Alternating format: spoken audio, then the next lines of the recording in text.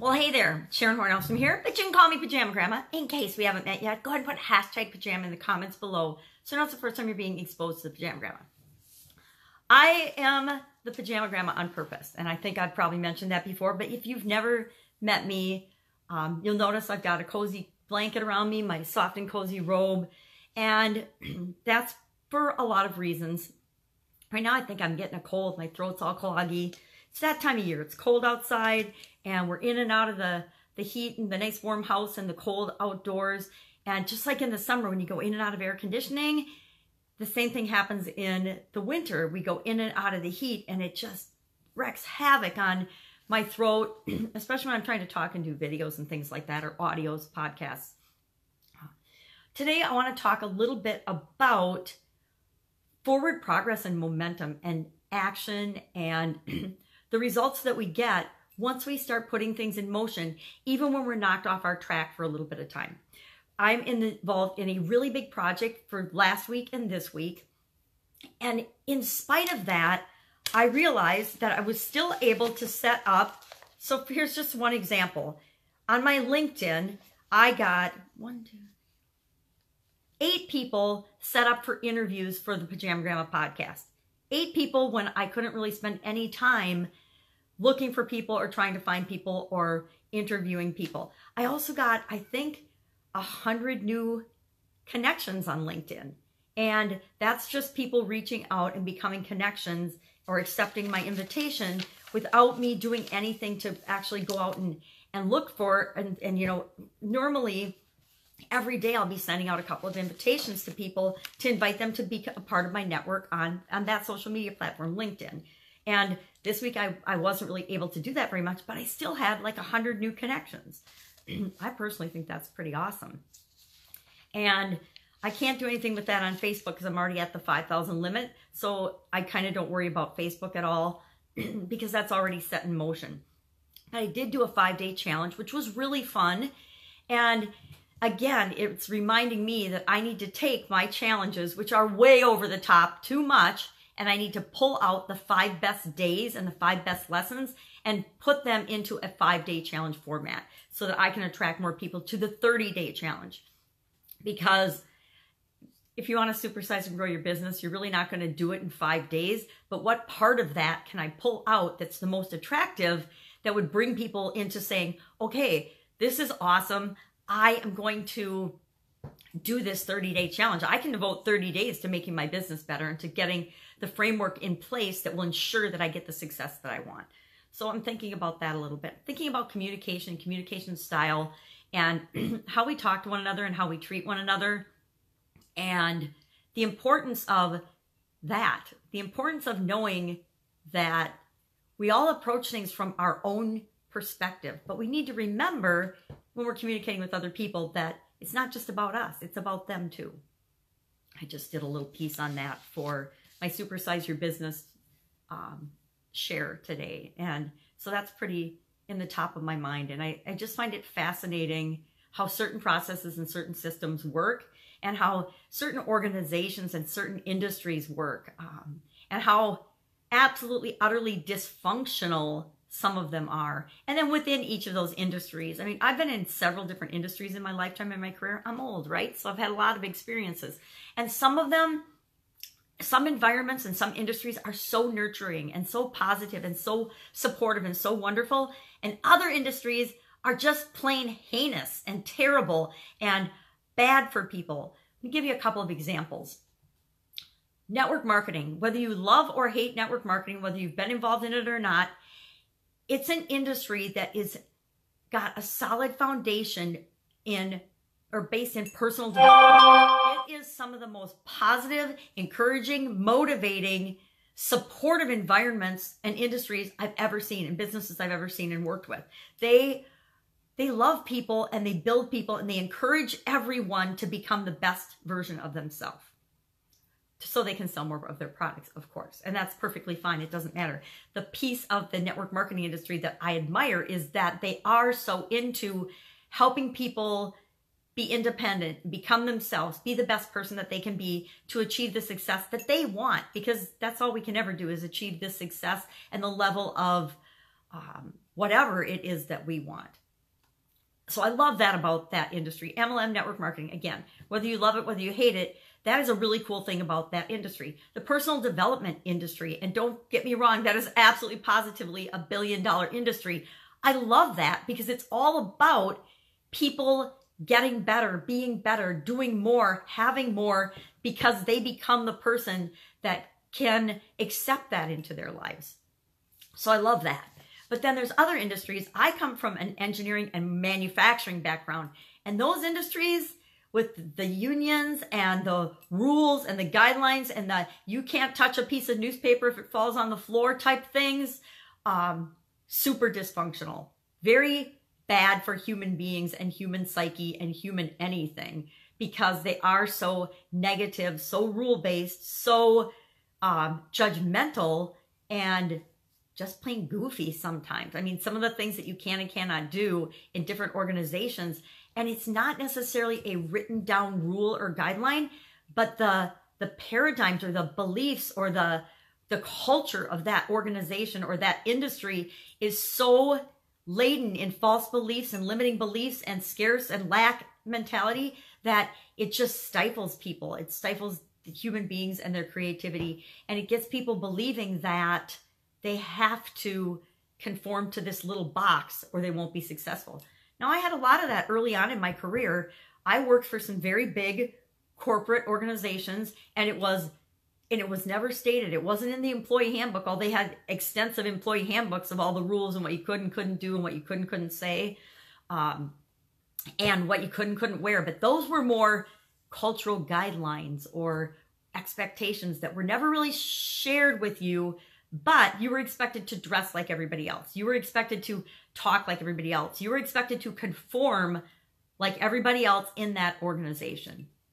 I remember one of my first jobs, I got called into human resources to have a discussion about using the phraseology, you guys, or you gals, because, or girls or boys, because I grew up in Wisconsin, a small town in Wisconsin, where we say, hey, you guys, what's up? What are you doing, you guys? But I had to go talk to human resources in this organization because they said it was inappropriate. And it wasn't from my team. No one on my team cared that I said, you guys, hey, what's up, you guys? Because my team was about, I think I had 4 women on my team, my first team. And nobody on my team complained, but some other manager in this organization, I believe it was my boss's boss, heard me say, you guys, once to a group of people that I came up on. And so she went to human resources, and I had to have a discussion with human resources about you guys. And so since I'd lived in Texas for a few years, I just switched that to y'all. How are y'all doing today? And it was an easy switch for me because I had never actually considered that anyone would be offended by the term, hey, you guys, what's up? How you doing today? But they were, and like I said, I don't think it was anybody on my team that mentioned it. It was my boss's boss. And that was great. It was a good lesson for me to learn. And I learned a lot about what you need to do to fit into certain organizations. And all organizations of all different types have those expectations. Our clubs, our churches, our fundraising organizations, our nonprofit organizations, every organization, every business, every entity has its own expectations of the people that are members of that and how they expect and how they will tolerate you to believe. I was listening to a story yesterday about a gentleman that had been basically kicked out of his church because he believed in and was learning about the law of attraction. Now, the law of attraction and religion basically say the same thing in most areas. Now, I'm not going to get into a big discussion or debate about this because what I believe doesn't matter. It only matters what you believe. But he was sharing the story of how he was actually demonized and ostracized from a church. He'd been 3 generations of his family had been preachers in this church, and he was a minister in this church as well. And he basically was chased out of his church and demonized because of any mention of the law of attraction. All right, I'm talking too long when I run into one of my alarms. So I lost my train of thought when that alarm went off. Sorry. The gentleman in the church. So whether we consciously realize it or not, every group, every organization has expectations of us. Let me ask you a question.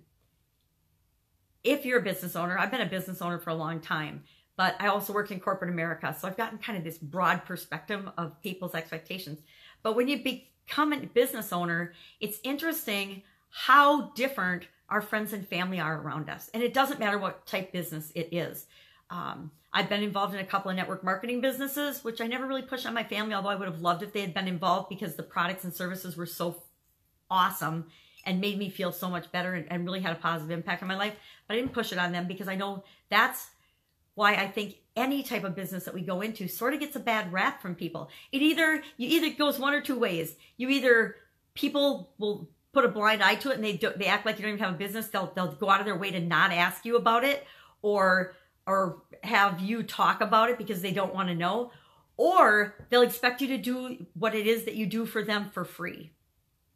I can't tell you how many doctors and lawyers, actually my brother-in-law is an attorney, and I think everybody in my family except me expects him to do stuff for them for free.